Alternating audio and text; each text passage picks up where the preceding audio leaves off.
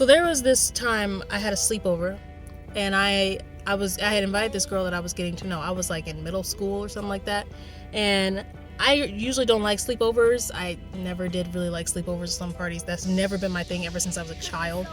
But it was that time. It was at my house, and it was me, my childhood best friend at the time named Kay. We'll call her Kay, and then I invited the new girl over, Tay. So Tay came from like a poor background.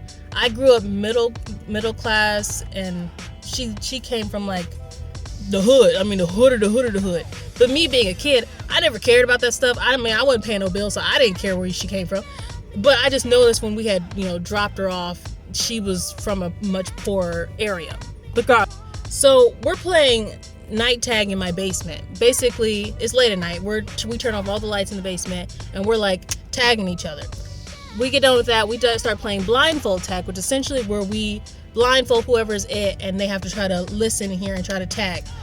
I was really good at it. My senses was off the charts, so I was winning a lot, and she was getting really upset about me winning all the time. So she claimed that I was cheating. So me and her are going back and forth, and she's like, you're cheating. I'm like, no, I'm not. So she's like, okay, well, I'm gonna put an extra blindfold. And she takes, I was like, okay, I don't care. So she takes a robe that I have, my old like bathrobe, and she puts it over my head and like ties it around, takes the belt of the robe, ties it around my neck. I'm not like really thinking that I'm like, oh, she thinks I'm really cheating, but I'm still gonna win. I don't care. So I could tell she was like really upset about it. I'm like, it's kind of weird. It's just a game. But she starts tying it around my neck. She starts tying it so hard and pulling on the rope to the point where I'm like struggling to breathe. And I'm like, wait, I'm like tapping her hand. I'm like, hey, you're tying it too tight. It's too tight. And then she's like, no, it's not. You're just lying. You're just trying to cheat. I was like, no, like for real. I legit can't breathe for real. She stops talking. Tay stops talking. And she is just still pulling tighter and tighter. And I'm like, at this point, I can't talk. I'm like, I can't breathe. I can't. Stop.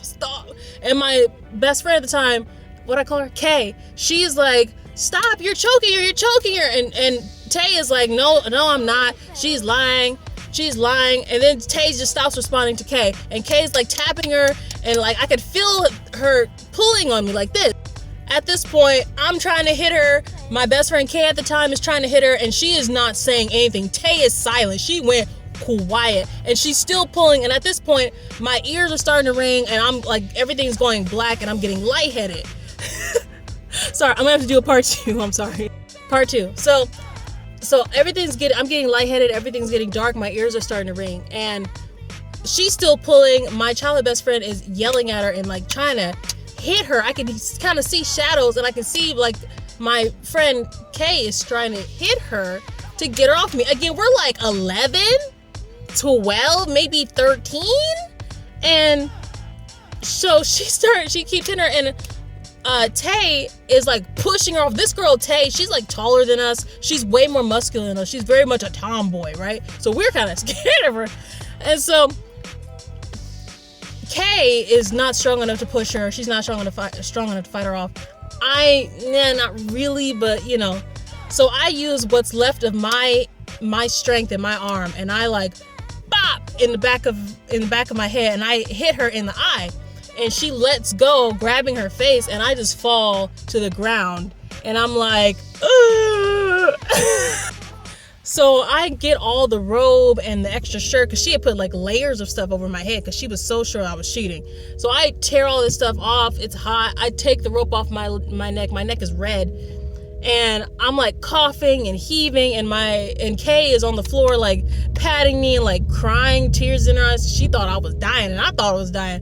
And and so we both slowly look up at Tay, and like what in the world, girl? I told her, I looked up at her and I was like, I said I couldn't breathe. And she looked down with the most blank expression. She was like, oh, I thought you were faking. What? So it's just silent for a good like 8 seconds, and then Tay goes upstairs, doesn't say a word, goes upstairs to like the second floor where my room is and the guest room is. She goes all the way upstairs. Me and Kay are on the floor like staring at each other, terrified. We're like, who did I just invite into my house? So Me and Kay, after a while of like us chatting back and forth, trying to figure out what is going on, what was that about, we're terrified, but it's like late at night, it's time to go to bed.